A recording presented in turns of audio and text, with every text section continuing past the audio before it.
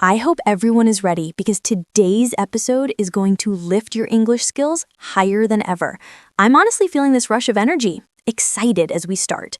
You're listening to English Learning Podcast every day, and we're here to help you grow step by step, word by word, feeling by feeling. And I'm right here with you. I woke up thinking about our listeners today, and I felt this warm spark inside. Grateful. So if you're here practicing, repeating after us, staying with us, we're proud of you. Really proud. Let's hook them immediately, Leo. Imagine this. You're in a new country, you walk into a cafe, and suddenly the barista asks a question you weren't expecting. Your brain freezes, your heart jumps, nervous, and you think, what did they say? That moment, yeah, we've all been there. Oh, yes. I once completely misunderstood a simple question because my listening was terrible at the time. The barista asked, for here or to go? And I answered, yes. Embarrassed. I can still feel that awkward heat on my cheeks. Awkward. But that moment pushed me to improve. And that's the beautiful part. Every uncomfortable moment becomes a lesson. Every mistake becomes a stepping stone. So today, we're going to practice listening with emotion, with rhythm, with intention. Stay with us, repeat aloud whenever we ask, and don't be shy. This space is for learning, not judgment. All right, let's warm up with a simple mini dialogue. Listeners, repeat after us. First slowly, then naturally. Ready?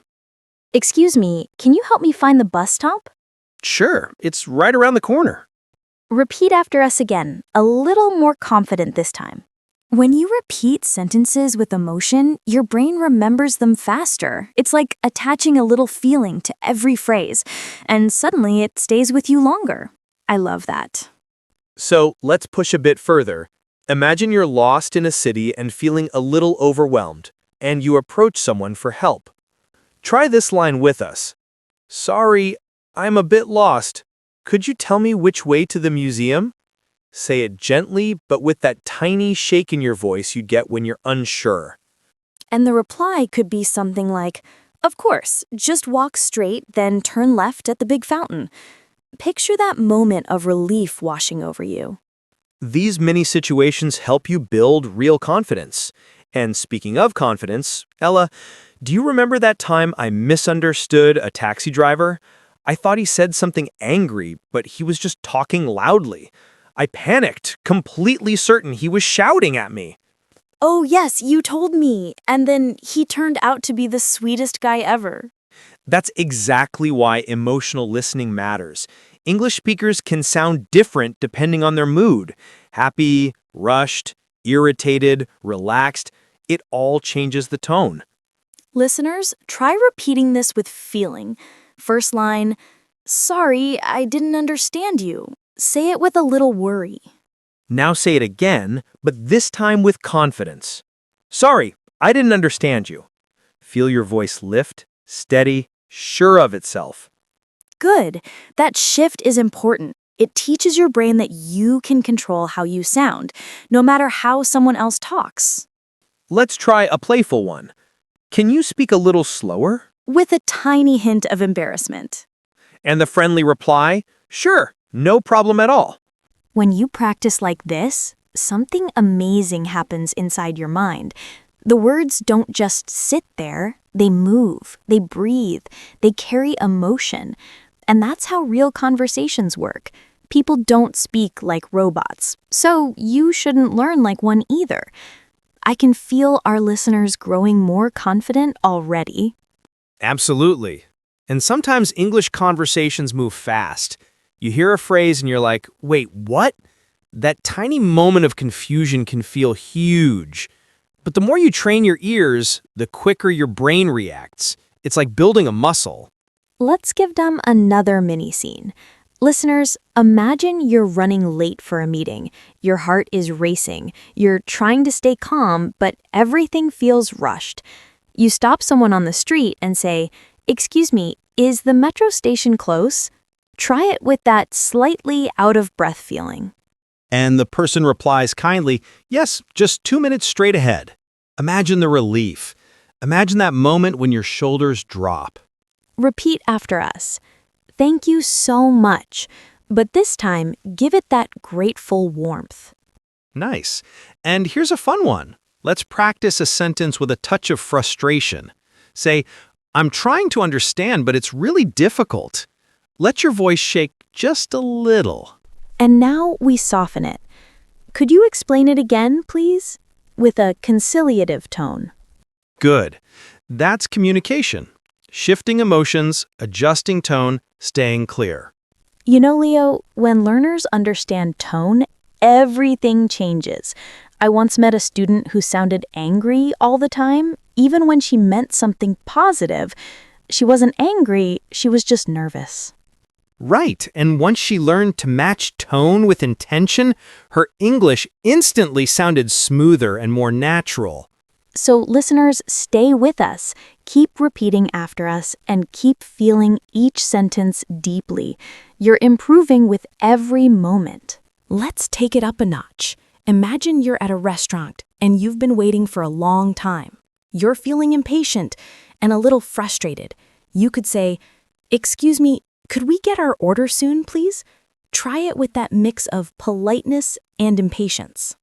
And the waiter could reply, I'm very sorry for the delay. It will be ready in 5 minutes. Say it gently, showing understanding. That contrast teaches you how emotion colors language. Listeners, repeat both lines slowly and really feel the situation. "Excuse me, could we get our order soon, please?" Then, "I'm very sorry for the delay. It will be ready in 5 minutes." Good. Now, let's imagine a situation that's completely joyful. You just found a friend in the park after a long time. You could say, "Oh my gosh, I can't believe it's you." Try it with excitement and surprise. "I know, it's been ages. How are you?" Make it warm, happy, and relieved. Don't just say it, feel it. Feel the joy, the shock, the happiness in your voice. That's what makes English alive. Here's another scenario. You're at a bookstore, searching for a rare book. You finally find it, and a staff member approaches. You might say, "I've been looking for this everywhere." The staff replies, "We're glad you found it. Can I help you with anything else?" Repeat after us, listeners. I've been looking for this everywhere. Then, we're glad you found it. Can I help you with anything else? Practicing these mini scenes builds more than vocabulary. It trains your brain to respond naturally, to adjust tone, to express emotion in English. Exactly. And one tip, whenever you feel a little stuck or shy, pretend you're in the scene. Feel it fully. Don't just speak. Imagine yourself living it. That's the secret. English isn't just words, it's life, energy, and expression. Every sentence carries a little emotion, and that's how people connect. Let's dive into a slightly tricky one. Imagine you're on the phone with a friend, but the line is bad. You're frustrated because you can't hear clearly. You could say, "I'm sorry, can you speak a little louder?" Try that with a mix of irritation and politeness. And your friend might reply, "Sure, can you hear me now?" Say it warmly, trying to ease the tension. That back and forth builds listening skills and emotional awareness. Listeners, repeat after us slowly. "I'm sorry, can you speak a little louder?" Then, "Sure, can you hear me now?" Feel the contrast in emotion. It's what makes conversations sound real.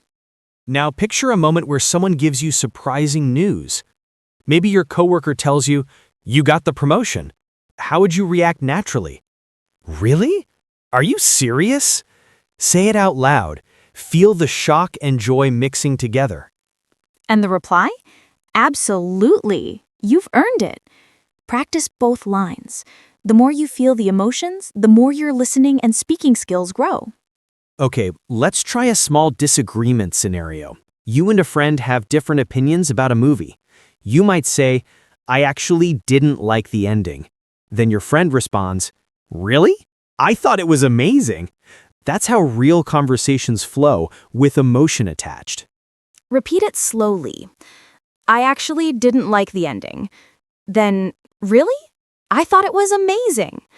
Don't worry if your tone feels strange at first. It gets better with practice. And the key is to imagine yourself in the moment. Emotion gives your brain context, and your English becomes natural. Exactly. Let's try one more. Imagine you're at the airport and your flight is delayed. You're anxious, worried about missing your connection. You say, "Excuse me, do you know how long the delay will be?" Say it slowly, with that mix of stress and hope.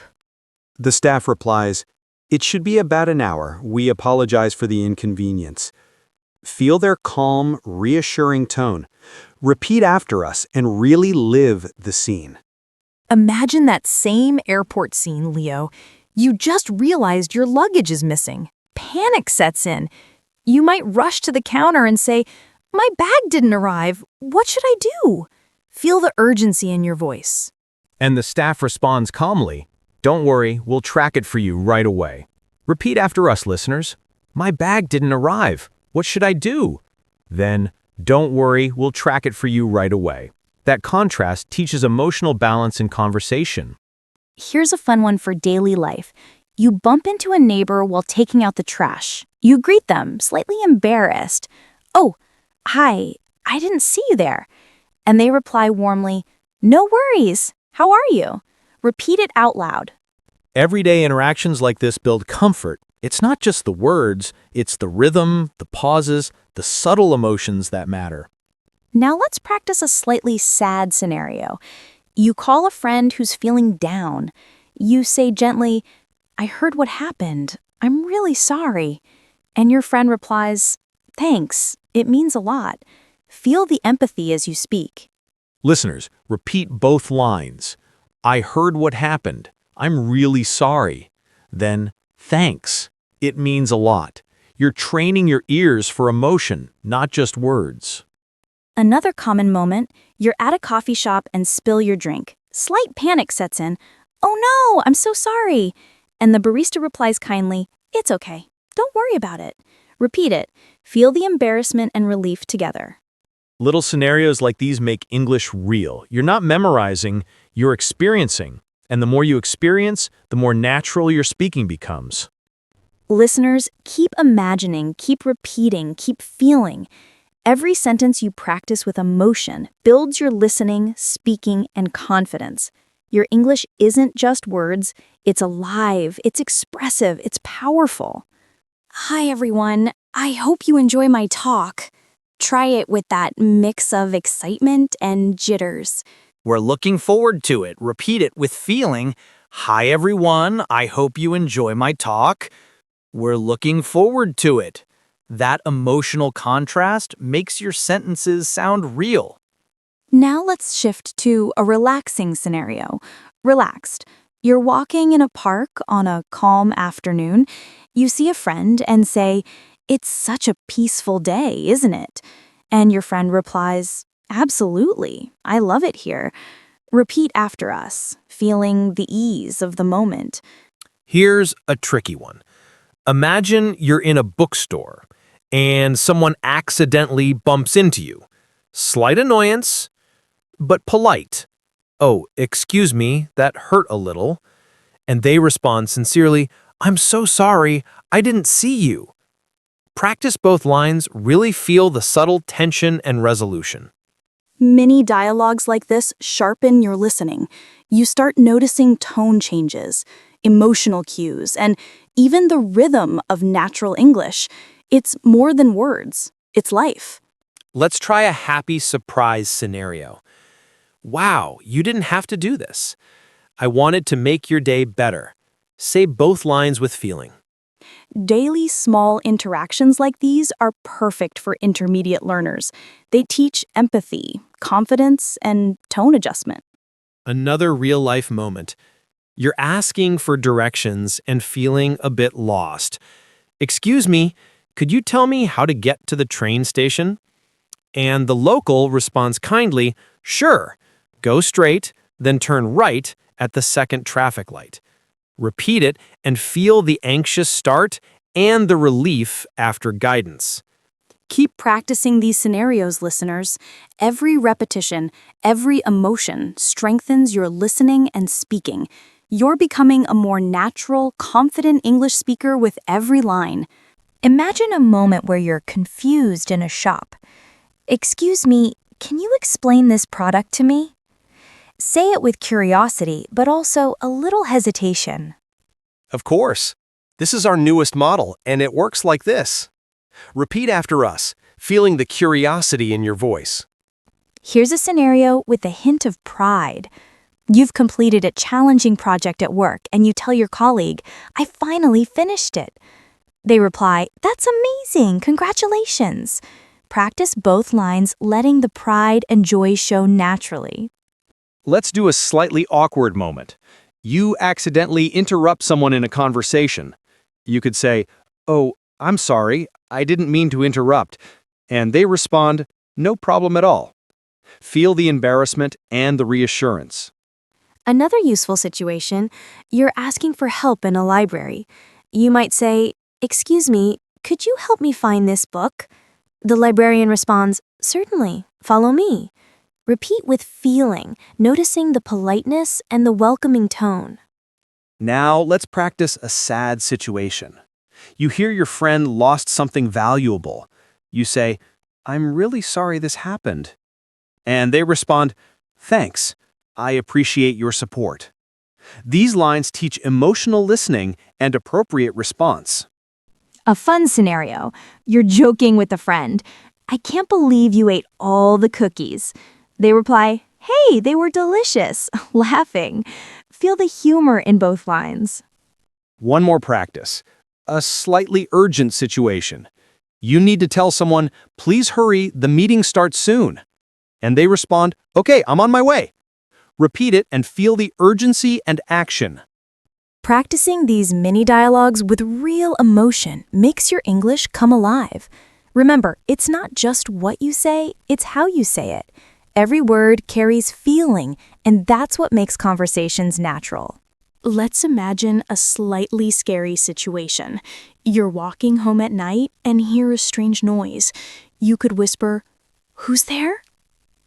And someone friendly replies, "It's just me, don't worry."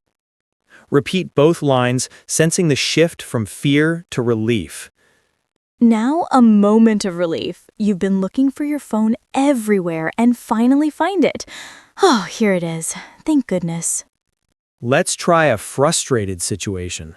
You've been waiting for a long line and someone cuts in front of you. "Excuse me, I've been waiting." And they reply, "I'm sorry, I didn't notice." Feel the tension and resolution as you repeat. Imagine you're meeting a new colleague. You say, "Hi, I don't think we've met before." And they reply warmly, "Nice to meet you." Practice the curiosity and friendliness naturally. Here's a cheerful scenario. You just received great news from a friend. "Wow, that's amazing." They respond, "I know. I couldn't wait to tell you." Repeat both lines, feeling the excitement build. Now a comforting situation. Your friend is sad. You say, "It's okay, everything will be all right." And they reply, "Thanks, I really needed that." Let the sincerity and gratitude show in your voice. Another real-life practice, you need to get someone's attention. "Excuse me, could I ask you a question?" And they reply, "Of course, go ahead." Repeat it with confidence. Little moments like these shape your listening and speaking naturally. Each sentence you practice with emotion strengthens your ability to respond appropriately in real life. Keep imagining, keep feeling, and keep speaking. English becomes easier when you attach emotion, rhythm, and life to your words. You're training not just your mind, but your heart in conversation. All right, let's practice a moment of hesitation. You're unsure how to ask someone for help? Could you help me with this problem? Feel that small pause and uncertainty in your voice. And the person replies warmly, "Of course, I'd be happy to help." Friendly. Repeat both lines and notice the shift from hesitation to reassurance. Now imagine a joyful surprise. A friend gives you an unexpected gift. "Wow! I didn't expect this at all." And they reply, I thought you might like it. Delighted. Say it with excitement, really feel the surprise. Here's a slightly worried situation. Worried. I hope I get a reply soon. And a friend reassures you, don't worry, it will come. Calm. Repeat with feeling the concern and then relief. Let's try a funny, playful one. Amused. You see someone slipping on a banana peel, but they laugh? Ha! That was close. Amused. They reply, I know, I almost fell. Laughing. Practice both lines with that humor. Another practical scenario. You're giving directions, confident. Go straight, then turn left at the traffic light. And your listener replies, got it, thank you. Feel the clarity and assurance in your voice. And finally, a moment of gratitude. Someone helps you carry a heavy bag. Thank you so much for your help. They reply, no problem at all. Relaxed. Repeat with warmth and sincerity. Listeners, all these mini dialogues are your key to improving English listening and speaking. Keep practicing with emotion, keep imagining the scenarios, and your English will feel alive and natural. Thank you for staying with us today. Remember, every word you speak with feeling makes a difference. Repeat after us, keep practicing, and never give up. Don't forget to subscribe to English Learning Podcast every day for more engaging lessons. And stay tuned. Our next video is coming yesterday. Excited! Keep learning, keep speaking, and we'll see you in the next episode.